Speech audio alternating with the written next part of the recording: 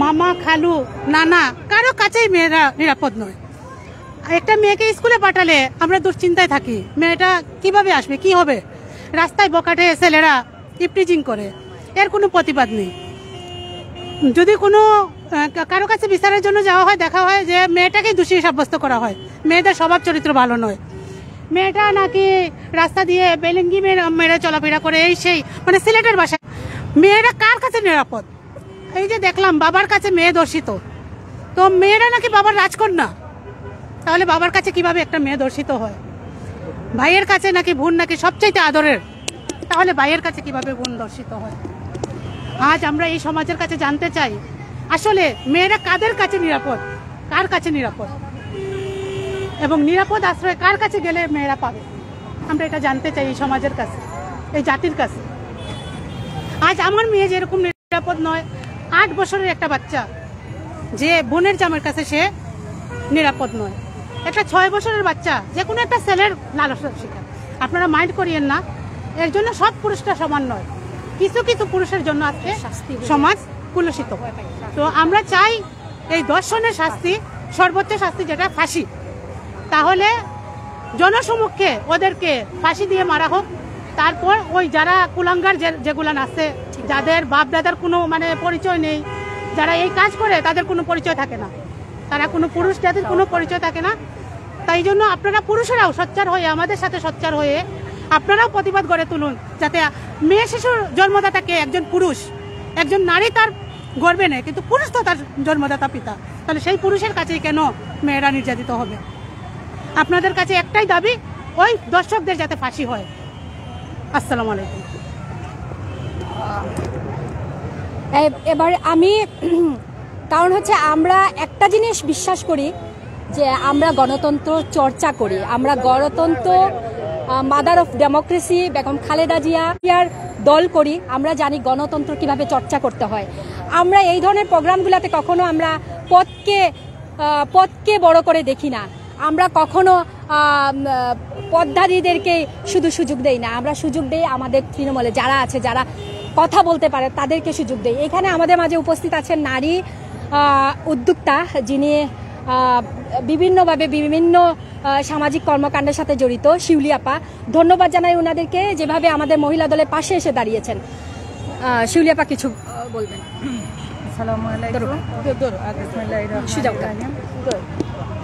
আমি আর কি বলবো ভাইয়া, আমার আপুরা যেহেতু বলতেছে যে আমরা এই জায়গায় দাঁড়িয়েছি শুধুমাত্র আমাদের নারীদের স্বাধীনতার জন্য, একটু আমাদের নারীদের একটু স্বাধীনতার জন্য, বুঝছেন। এখন আমরা এটাই বলতে চাই যে আমাদের নারীদের কোনো নিরাপত্তা নেই। আমরা যে দেশে বাস করতেছি এই দেশে আমাদের নারীদের কোনো ফেসিলিটি নেই। আমাদেরকে সব সময় মানে নিকৃষ্টভাবে কথা বলা হয় যে আমরা এইরকম চলাফেরা করি, ওই রকম চলাফেরা করি। আমরা সব সময় বয়ে কাজ করে আমাদের, আমরা স্বাধীনভাবে চলাফেরা করতে পারি না, বুঝছেন। এখন আমরা একটাই দাবি যে আমাদের নারীদের স্বাধীনতা দেওয়া হোক, আর আমাদের যে শিশু, আমাদের নিরাপত্তা স্বাধীনতা আর কি, বুঝছেন। আর ওই যে আমাদের বাচ্চাদের কোনো নিরাপত্তা নেই, আমাদের বাচ্চাদের স্কুলে নিয়ে যেতে হয়, ওরা স্বাধীনভাবে স্কুলে যেতে পারে না, ওরা স্বাধীনভাবে চলাফেরা করতে পারে না, ওরা সব সময় বই একটা জি কালকে শুনছি যে একটা প্রতিবন্ধী ও রক্ষা পায়নি, মানে ওদের হাত থেকে, মানে এরকম নির্দিষ্ট কথাবার্তা, এইরকম নির্দিষ্ট আমরা আশা করিনি আমাদের দেশে।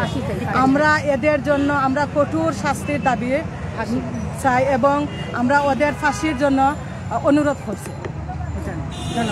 ধন্যবাদ। আসসালামু আলাইকুম। এবারে বক্তব্য নিয়ে আসবে যুগ্ম সাধারণ সম্পাদক সিলেট জেলা মহিলা দলের জাহরা রুবিন। আসসালামু আলাইকুম। আসলে আজকে আমাদের কোনো ভাষা নেই কথা বলার, একটা স্বাধীন দেশে আমরা স্বাধীন না।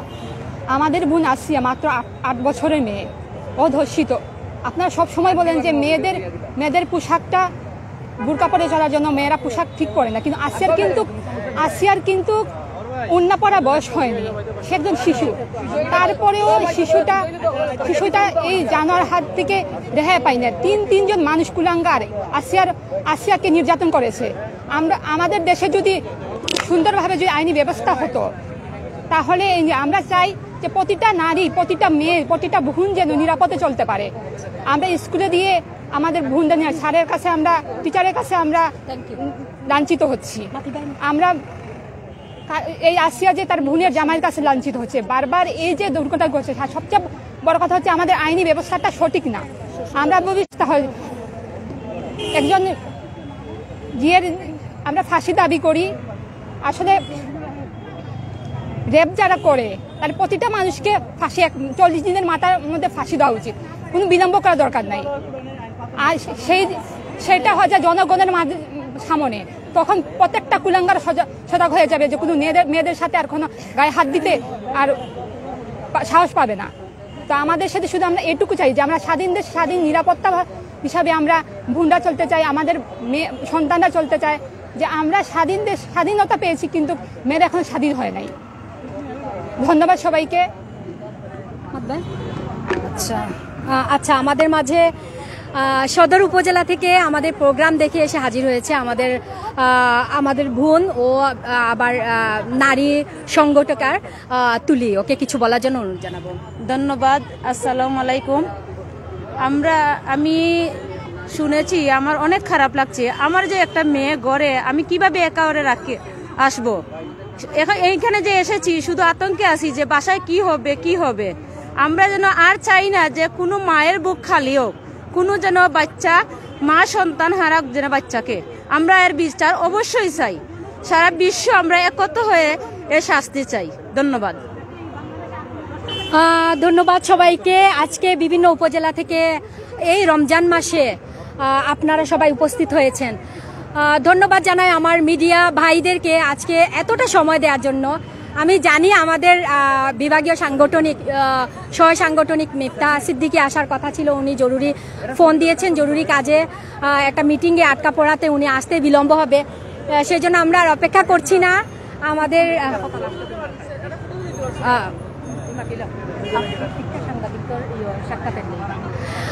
এখন আমি লাস্ট মুহূর্তে একটা কথাই বলতে চাই। আজকে আমরা এই দেশটার ভোটের জন্য, এই দেশটার গণতান্ত্রিক অধিকারের জন্য আমরা রাজপথে 17টা বছর রক্ত ঝরিয়েছি। আমরা রক্ত ঝরানোর পর আমরা ভাবি নাই আমাদের দেশে আমরা নিরাপদ তাই ভুগতে হবে। আমাদের এই প্রশাসন ব্যবস্থাকে, ভাইদেরকে বলবো যে আমরা আপনাদেরই বোন, আপনাদেরই স্ত্রী, আপনাদেরই মা, আপনাদেরই জায়া জননী। আপনারাই যদি আমাদের রক্ষার দায়িত্ব না নিতে পারেন, তাহলে এই দেশটা কোথায় যাবে? এই দেশটা স্বাধীন করে গিয়েছিল, ভাষার জন্য যুদ্ধ করে গিয়েছিল। এই দেশটা স্বাধীন করেছিল মা বোন জন্য। যেই জায়গায় আপনারা বলেন ড্রেস, নারীরা পর্দার সাথে থাকার জন্য, আমি একটাই কথা বলবো, এই দেশ থেকে বিভিন্ন দেশে আমাদের রেমিডেন্স যোদ্ধারা যে যায়, আপনারা বলেন এই দেশে নারীদের নিয়ে কুৎসিত কথা বলে, আর এই দেশ থেকে আবার যাওয়ার পরে চোখ পরিবর্তন হয়ে যায়। আসলে চোখ পরিবর্তন নয়, সে দেশের আইন ব্যবস্থা এতটাই কঠোর যে তাদের আইন মেনে চলা এই বাংলাদেশের নাগরিকরা বাধ্য হয় সেই দেশের আইন মেনে চলছে। তাহলে এই বাংলাদেশ একটা স্বাধীন দেশে কেন আমাদের আইন ব্যবস্থা এতটাই খারাপ, যেখানে আমরা কোনো আইনি ব্যবস্থার উপর বিশ্বাস হারিয়ে ফেলছি আস্তে আস্তে। তাহলে এই আইনি ব্যবস্থা যদি বিশ্বাস হারাতে হয়, তাহলে আইন মানুষ নিজের হাতে নিয়ে যাবে। আজকে বারবার 5 তারিখের পর থেকে বিভিন্ন আন্দোলনে কেন মানুষ নেমে আসছে? কারণ আইনি ব্যবস্থাটা সঠিকভাবে পালন হচ্ছে না বিধায় আমরা বারবার আমাদের আইন অধিকারের জন্য নেমে আসছি। তাই বলতে চাই, এই আসিয়ার মতো আমাদের নারীদেরকে যারা ধর্ষণ করে, তাদেরকে যেন আইনের ব্যবস্থায় খুব তাড়াতাড়ি নিয়ে আসা হয়, না হলে আবার আমরা নারীরা, সারা বাংলাদেশের নারীরা এক আওয়াজ তুলবো, আমরা সবাই কে? আসিয়া। আমরা সবাই কে? আসিয়া। আমরা কারা? আমরা কারা? আসিয়া। এই স্লোগান নিয়ে মুখরিত হবে আবার দেশ। তাই আবারও বলছি যে আইনের ব্যবস্থা আইনের পথে যাক, আইনের গতিতে চলুক, এবং খুব তাড়াতাড়ি যেন আসিয়ার দর্শনকারীকে ফাঁসির কাস্টে নিয়ে আসা হয় এবং আসিয়া না শুধু এই বাংলাদেশের যত ধর্ষণের মানুষ আছে তাদেরকে যেন ফাঁসিতে ঝুলানো হয়, তাহলে এই যে কুলাঙ্গার যারা কুদৃষ্টিতে নারীদের দিকে তাকায় তারা তাকাতে ভয় পাবে যে না, নারীদের দিকে তাকালে আইনের ব্যবস্থা নিবে। তাই আপনারা সবাই আইন, প্রশাসন এবং সাংবাদিক ভাইদেরকে বলবো, আপনারা সোচ্চার হন। আপনার বোন, আপনার মা, আপনার কন্যা সন্তানরা যেন সেফে থাকে, নিরাপদে থাকে। বাংলাদেশ জিন্দাবাদ, বাংলাদেশ দীর্ঘজীবী হোক। ধন্যবাদ।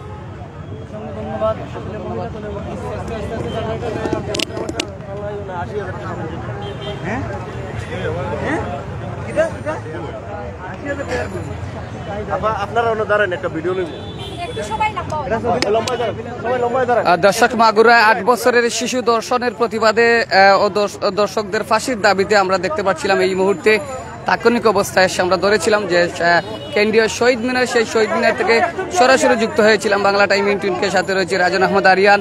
আয়োজনে সিলেট জেলা মহিলা দল, সেই মহিলা দলের পক্ষ থেকে যে একের পর এক দর্শন হচ্ছে।